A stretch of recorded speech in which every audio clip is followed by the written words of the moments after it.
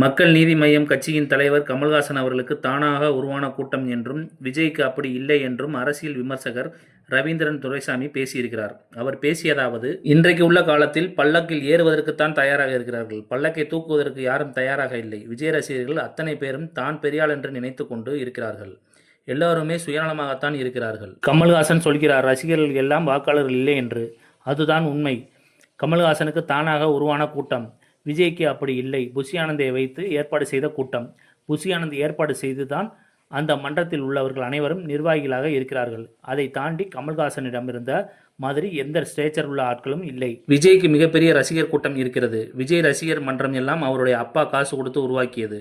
2 gram தங்கத்திற்காக கல்யாணமானவர்களும் நாங்க புதுமண தம்பதின்னு சொல்லிட்டு மறுபடியும் கல்யாணம் பண்ணுவோம்னு மன்றத்துக்காரனே பேட்டி கொடுத்துருக்கான்.